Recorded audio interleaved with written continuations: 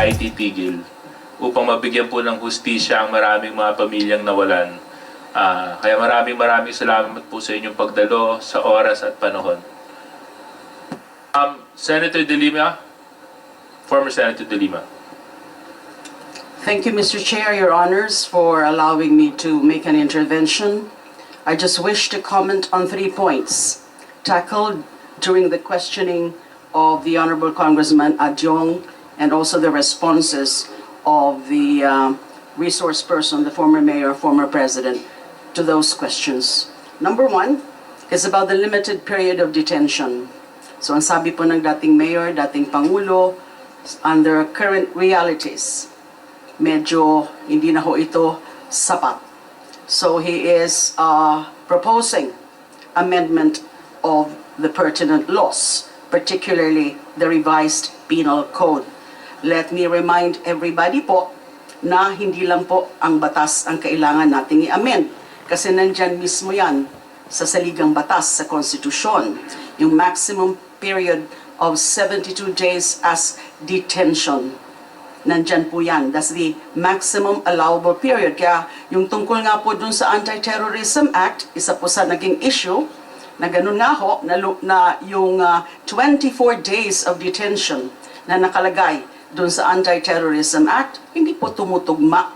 And in fact, sobra dun sa sinasabing period of detention na pwede, but after that, dapat i-charge nyo na, hindi tumutugma doon sa provision of the Constitution. So kailangan ho natin, hindi lang batas, kung yun ho ang magiging posisyon ng Kongreso, ay dapat kailangan din i-amend ang Constitution. Pero syempre, hindi lang basta-basta dahil gustong i-amend, pag-isipan po ng husto yan. Kailangan mabalanse.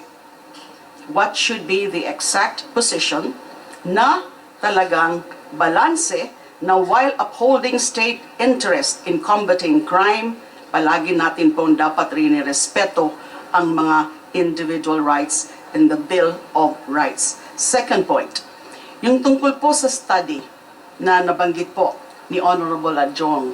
So it says that Davao City is among the safest. Let me point out po na yung study na yun, kung hindi po ako nagkakamali, crowdsourcing po yan. So it's not necessarily reliable, it's not scientific. Ang alam kong study na reliable and scientific, although nakalimutan ko na po kung anong eksaktong study yon, I can search my materials, I can review my materials, yung sinasabi na yung Davao City ay number 1 ang sa murder, sa incidence of murder. At tumutugma po yan, consistent po yan, doon palaging sinasabi na pinapatay na lang kasi ang mga kriminal. Kaya, highest murder, but can you call that a safe city? Kasi yung murder, labag sa batas. Pwede bang safe ang isang lipunan kung basta na lang mga pinapatay na wala, na hindi dumadaan sa rule of law at wala nga tayong batas ngayon na kumikilala sa death penalty. So how can it be a safe city? Number 3, death penalty. Lagi po akong aalma kapag meron nagpro-propose ng death penalty. Pagkatapos naman kung mga anong insidente dahil nagkaroon ng mga high-profile heinous crimes, some would again propose death penalty. Kaya nga po yung sinasabi na yung sinabi kong listahan kanina ni Honorable Suarez, I actually support all of those. The policy recommendations, saka yung mga proposed bills, including the anti-EJK bill. I fully support those, except the one reimposing or seeking to restudy death penalty and eventually reimpose. Why? Number 1, alalahanin ho natin, baka nakakalimutan po natin na meron pong linagdaan ang Pilipinas na sinatawag na Second Optional Protocol to the International Covenant on Civil and Political Rights. nung pinirmahan ho natin yung second optional protocol, we committed as a state party never to reimpose or restore death penalty. Nag-commit po tayo doon, nanumpa tayo na hindi na natin maiisip na i-reimpose ang death penalty. Now, isa pang rason kung bakit hindi ko talaga, never akong magsasang-ayon sa death penalty. Yung ating resource person, the former mayor, the former president, kasasabi lang po niya, yung justice system natin, insufficient, weak, inefficient, flawed. May mga diferensya pa ang ating criminal justice system. So kung ganun, dapat ayusin muna natin yung criminal justice system. Kasi pag ganyan na flawed, sigurado ako na magkakamali. May mga pagkakataon na magkakamali ang korte na mag-impose ng death penalty. Yung mga bansa nga, yung mga ibang jurisdictions na medyo advanced na yung kanilang criminal justice system, nagkakamali pa rin. There are really recorded, documented cases of erroneous convictions and erroneous executions. So tayo pa kaya? Na tayo na mismo ang nagsasabi, kulang pa, inefficient pa, flawed pa, weak ang ating justice system? And then lastly, marami na pong mga studies na ang death penalty is never a deterrent to the commission of crimes. So ano magiging silbi nun? Tama na lang po yung ang i-impose kapag mga hinos, mga malalaking kaso, mga murder cases o mga drug cases na mga malalaki, tama na lang pong reclusion perpetua. Basta dumaan sa tamang proseso. Basta maayos ang justice system na mabilis ang takbo ng mga kaso at mapanagot sila ng tama.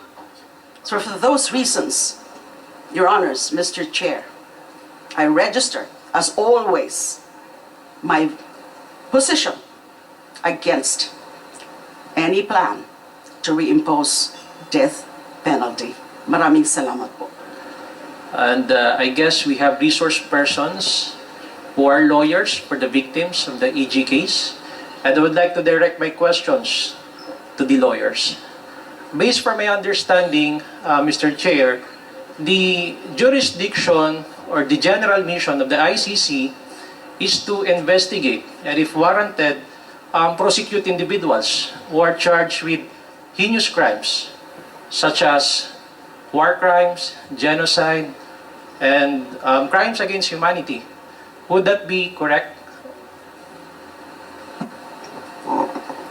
Yes, Mr. Chair, including a fourth crime, crimes of aggression.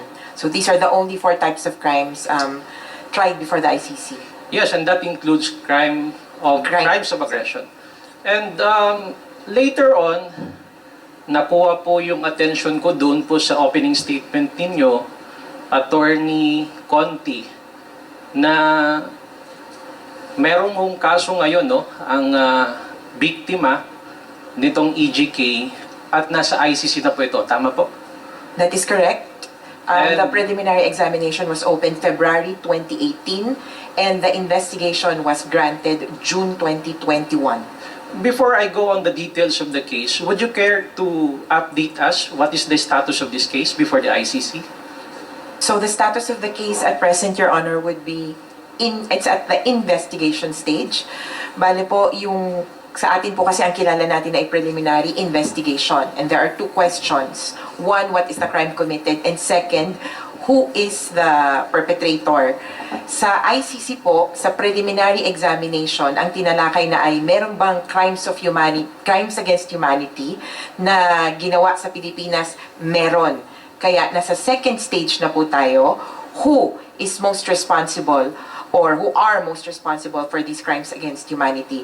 The ICC is in the process of determining these people so that they can issue either summons or warrants of arrest before trial can begin. You mentioned a while ago that it was already determined that there is a crime against humanity. And you are referring to the war on drugs. Yes, Is Your that Honor. correct? Yes, Your Honor. The ICC opened the investigation upon the request of the Office of the Prosecutor, approving the request because they believe that there is reasonable basis to believe that crimes against humanity were committed in the Philippines within the scope of November 2011 to about June 2016, murders and other inhumane acts which happened in Davao City, and from July 2016 to March 2019 nationwide. So that is the scope of the investigation, temporal and geographic. Part of your statement earlier, you mentioned that we charge him as liable for heinous crimes. Heinous crimes. He is liable for conspiracy because of the institution of a state policy to neutralize whomever he identified as so-called enemies of the state under the guise of anti-criminality. Yes, Would Your you Honor. care to explain and expound this statement? Your Honor, actually, part of that is derived, in fact, from ICC documents, both from the OTP, or the Office of the Prosecutor request to open the investigation, and the decision agreeing to such. This conspiracy says that the killings were premeditated murders. Ang lumalabas po, kung magre-refer po ako sa sinabi kanina ng isa pong resource person, si Senator Trillanes, the war on drugs was a ruse. Nabanggit ko rin po na hindi naman naging quote-unquote talagang gera, kundi naging massacre ng mahihirap. Ang kinalabasan po, gagawa ng kumbaga enemy. Ang kalaban daw ay droga, at under that, mag-ooperasyon. Sa ilalim ng mga operasyon, nagkaroon po ng planting of evidence, fabrication of evidence, para mabuo yung itsura na parang may nangyayari sa war on drugs. Pero po sa totoo, ito po ay mga patayan na talagang isinagawa para lang iswak doon sa operations. Kung ididikit ko din po doon sa dati na nating na bulatlat, pati po mga politically motivated crimes or politically motivated murders, dito na rin ipinasok sa quote-unquote war on drugs. Earlier, we had a discussion that it was mentioned that guilt is personal. And as a lawyer, I understand that if we go about with the provisions of the revised penal code, Title 2, which refers to the persons who are criminal liable for felonies, yung Article 16 nang sinasabi doon, yung mga principal, accomplices, and accessories. And yung Article 17, sinasabi po doon yung tatlong klase ng principals. Principal by direct participation, principal by inducement, and principal by indispensable cooperation. Yung principal by direct participation, that is what we are referring to guilt, which is personal. And you mentioned a while ago that you are charging the former president because of the conspiracy. And also, he is liable as principal by inducement or principal by indispensable cooperation. Would you care to expound and explain this, Attorney Conti? Yes, Your Honor. Mr. Chair, I would like to just clarify also that when you say guilt is personal, it doesn't mean that you have to be on site. You don't have to be the one who pulled the trigger. When you say guilt is personal, it means that you participated in some way or another in the commission of the crime. And when you planned or masterminded a crime, that is guilt that is personal as well. And so the participation of someone by inducement, nagbigay ka ng reward, sinabi mo, gawin mo ito, babayaran kita, that is inducement. By indispensable cooperation, bubuksan ko yung pintuan, gagawa ako ng policy para makapatay ka. At pagkatapos niyan, sisiguraduhin kong hindi ka mapaparusahan o maiimbestigahan. That could be principal by indispensable cooperation. And a while ago, again, going back to the issue or topic of conspiracy, basically conspiracy means the act of one is the act of all. And how would you allege that the act of these law enforcers will also charge the former president for the victims of these extrajudicial killings? Well, one, Your Honor, the character itself of crimes against humanity says that this is widespread and systematic killings. At ibig sabihin po ay may sistema na inilagay ang isang nakatataas na opisyales. Usually ay nasa gobyerno para utusan yung mga papatay, kumbaga. At pangalawa, ang konsepto po kasi ng conspiracy ay nag-usap-usap kayo, pinagplanuhan, at kung mai-establish ng ICC, and we believe so, kung mai-establish ng ICC na yung mga patayan ay konektado lahat sa war on drugs, konektado nun sa directives ni Duterte, maituturing po itong conspiracy o pinag-usapan. In fact, Your Honor, when we go back to the concept of negation and neutralization, the policy says so, and we can pull up a lot of police reports where the police would say, oh, we neutralized the suspect. And it is clearly, they fatally shot the suspect. Meaning, sinabi mo po na ganito, and this is how it was interpreted on the ground. Yung pong mga police report, klaro ang sinasabi, when you neutralize, you kill that person.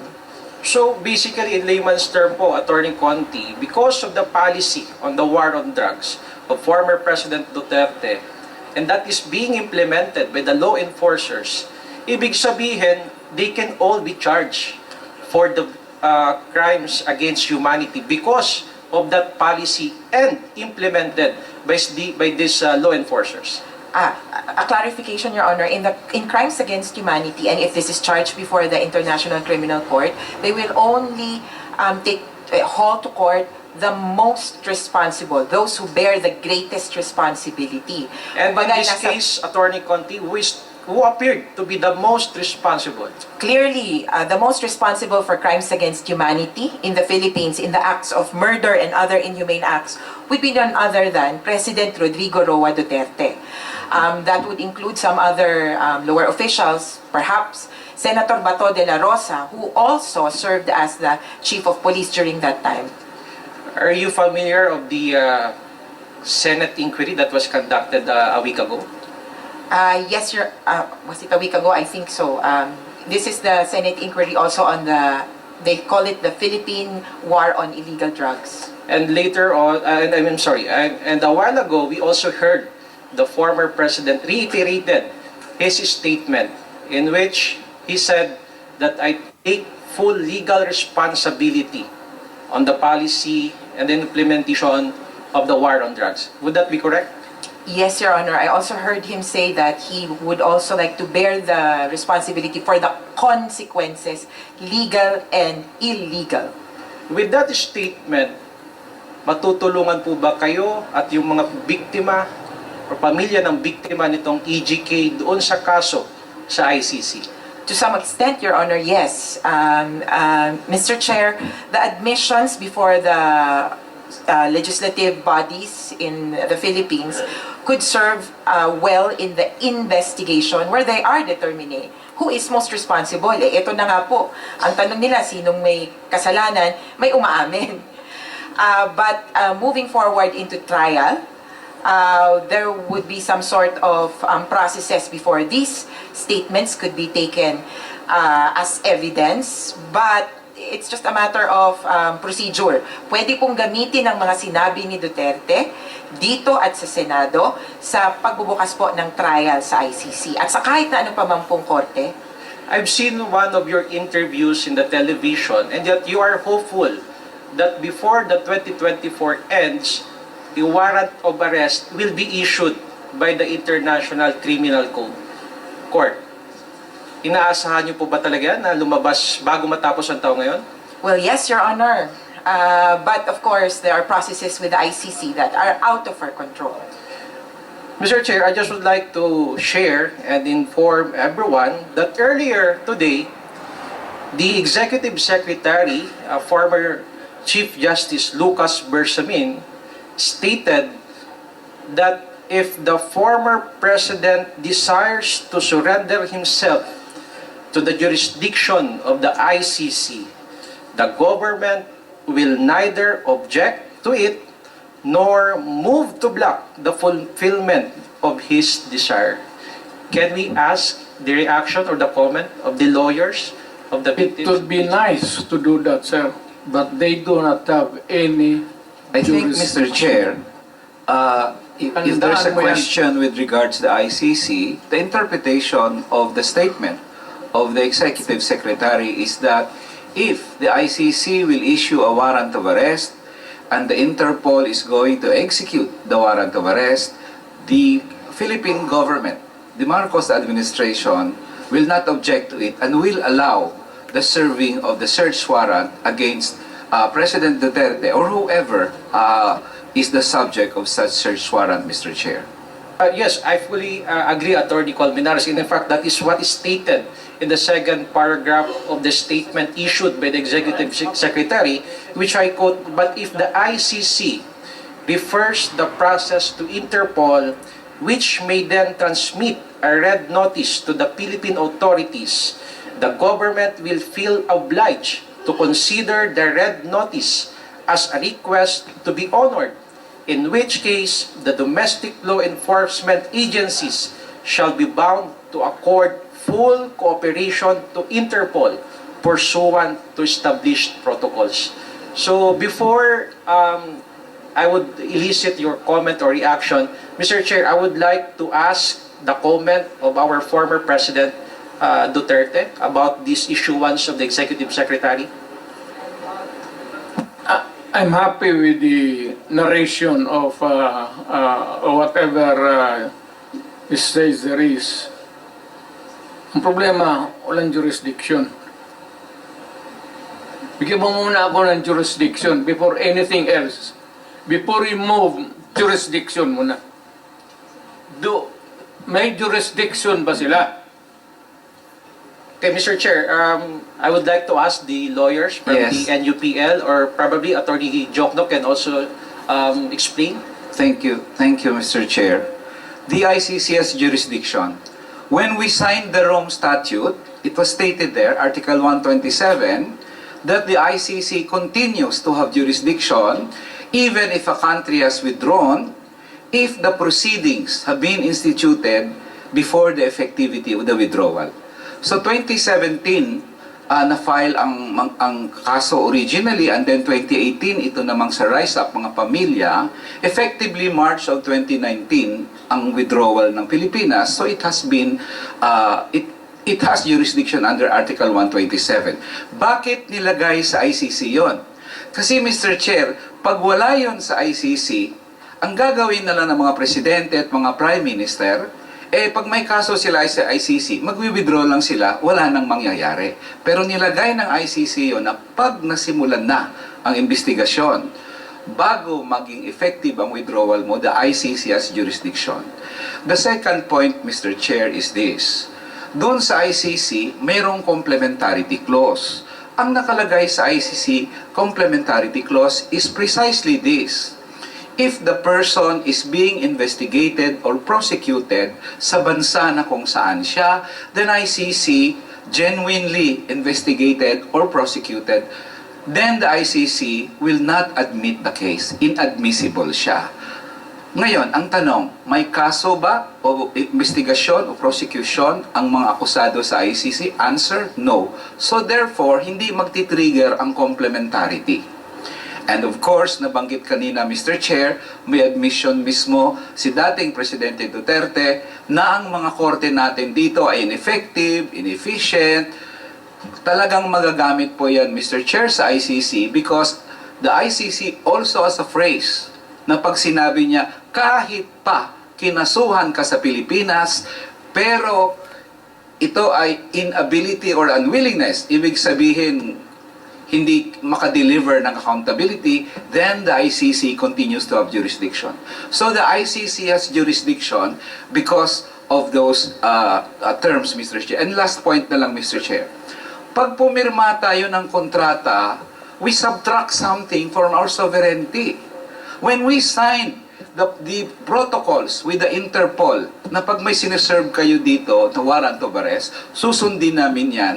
That's part of our giving up a part of our sovereignty doon sa ganyang klase na obligasyon. The same din sa ICC. At hindi maganda, Mr. Chair, na pag sakali hindi i-fulfill ng Philippine government ang pinirmahan niya sa Rome Statute many years ago, ang sabihin ng international community, hindi pala kayo mapagkatiwalaan eh. Pirma kayo ng pirma ng kontrata, pero pag-alanganin na o treaty, pag-alanganin na atras kayo. So it is also to the interest of the Philippine government na i-fulfill ang obligasyon sa ICC precisely because we have committed ourselves to do our obligation.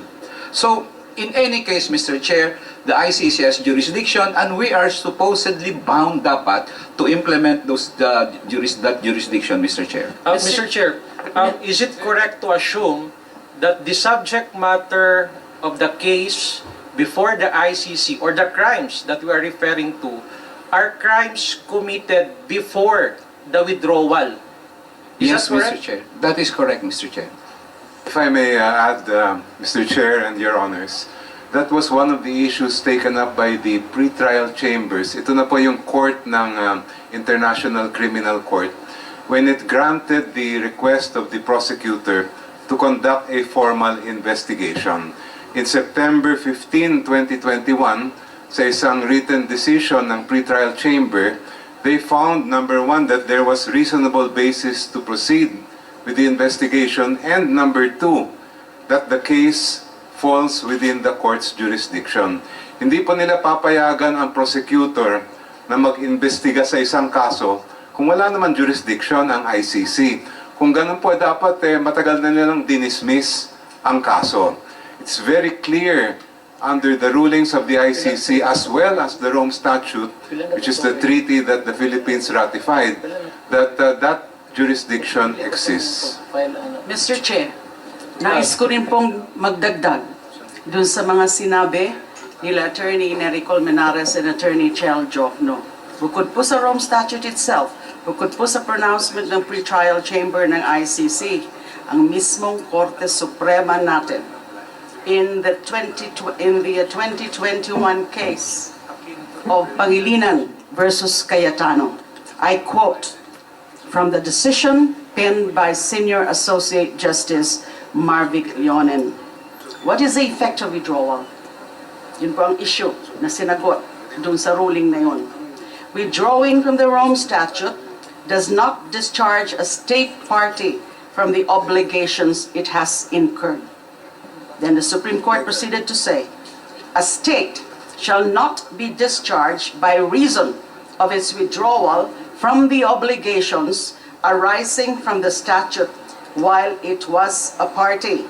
Its withdrawal shall not affect any cooperation with the court in connection with criminal investigations and proceedings in relation to which the withdrawing state had a duty to cooperate and which were commenced prior to the date on which the withdrawal became effective. So malinaw, kahit nag-withdraw na, dun sa mga alleged crimes against humanity committed within the period of 2016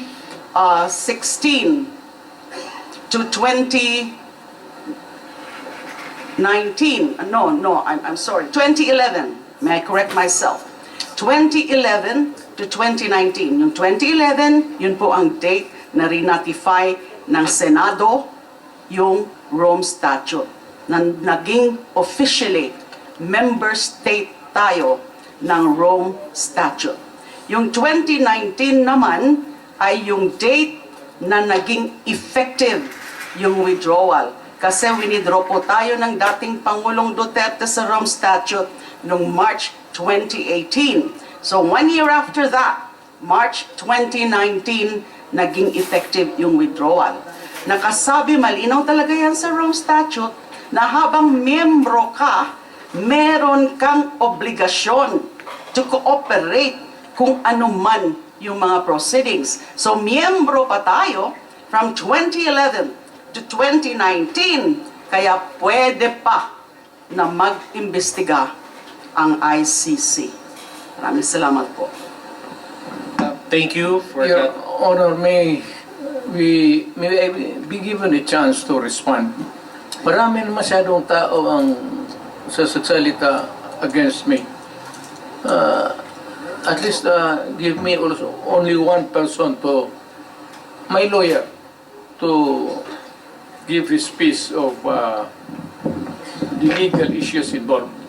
To be fair, With the indulgence of the members of the committee, we will allow the lawyer of the former president to speak before the Quad. But Attorney Mejaldea, please be reminded that the time will be limited. So you are given 5 minutes. This will be very short, sir. Ma'am, we withdrew from the statute in 2018, right? Secretary de Lima? March 2018, so 1 year after Yes. that is the effectivity. 1 year after that. And under that provision, we were given a period of 1 year within which to conduct our investigations, right? Opo? This Mr. week- Chairman, just a point of order. Mr. Chairman, Mr. Chairman, Point of order. Yeah, okay. Mr. Chairman, let me remind the resource person, former Secretary Vildia, you cannot ask question to I'm a sorry. fellow resource person. If you want to ask question, you course through it to another member of this Sorry. committee. Please refrain and can you rephrase your point or you can manifest your position? Under the statute, Mr. Chairman, we had a period of 1 year. The ICC had a period within a period of 1 year to conduct the investigation. The fact is there was no investigation ever conducted, right? Okay, so that's for you to. Second, there was a decision rendered by the ICC in 2021. It was a decision wherein 3 of the justices said that the investigation should proceed while 2 others dissented. Still a decision. The 2 of those who dissented mentioned that we could no longer proceed with this because there is no longer any jurisdiction on the part of ICC. They were outvoted. But did the 3 however, the 3 did not take note of the jurisdiction, did not issue on the issue of jurisdiction. I think we should review the decision on that, sir. I think there is a misrepresentation. There was no mention about any jurisdiction. They have no jurisdiction. How could they rule? They had no jurisdiction, Mr. Chairman. How could they rule then? Mr. Chair? Okay, we don't want this to become a debate among the resource persons. There was a question raised by Congressman. Sir, can I just be, hindi ko lang maano because unang-una ho, nagkaroon ng desisyon ang ICC 3 and 2, okay? 2 dissented, saying that we no longer have any jurisdiction over this case. The 3 others rendered the decision saying that the investigation should proceed but never touch on the issue of jurisdiction. So up to this point in time, Mr. Chairman, we submit that there is still no jurisdiction which has been ruled upon by the ICC. That's why up to now, they cannot even move here. Okay, Mr. Chairman, thank you, Attorney Mejaldea. Does that satisfy Congressman Bungalon? Yes, I would like to thank our resource persons for giving us the explanation on the issue of jurisdiction. Anyway, Mr. Chair, to end the discussion on the jurisdiction, probably we can just ask one explanation from the lawyers and one explanation from the counsel of former President Duterte, and then I'll shift to another issue, Mr. Chair, just to settle everything about jurisdiction. Anyway, what is clear right now is that there is an ongoing investigation with the ICC, and we cannot settle that issue here in the QUADCOM hearing, Mr. Mr. Chairman, That is correct. Mr. Chair. Attorney Mejaldea has already stated that the decision was, there was no jurisdiction, if I understood it correctly. And what you're saying, Congressman Bongalon, is that you will ask another lawyer to dispute the fact that the statement made by Attorney Mejaldea is not true? Is that what you mean? Because when the former executive secretary was explaining, I guess Attorney Nery Colmenares would like to answer in response to the statement made. And after giving our Attorney Colmenares a chance to explain, then we will also give another chance. And that would be the end, Mr. Chair. There was a question raised by Congressman Bongalon where the former executive secretary has replied and has stated his reply as the ICC has no jurisdiction. And in order to be fair, we'd like to get likewise the side of the lawyers who may probably dispute the statement made by the former executive secretary. And after that, we will again give the former executive secretary the opportunity to again reply. To be fair, yan po ang ating ano. So at this point, you may ask the question, Congressman Bongalon, to whoever you want among the resource persons to reply. We just want to hear the comment of Attorney Colmenares, and then Thank you. Thank you, followed by Mr. the Chair. executive. Short lang actually to. Una muna, Mr. Chair. It's not true that there is any section in the Rome Statute that says that the prosecutor has to investigate within 1 year. There is no such rule, Mr. Chair, and probably the Honorable Executive Secretary is mistaken in the reading of the Rome Statute. Second, Mr. Chair, the decision of the pretrial chamber is that the investigation should continue. At klaro naman, Mr. Chair, na ang desisyon doon ay hindi nagsabi na hindi kami tutuloy, walang jurisdiction.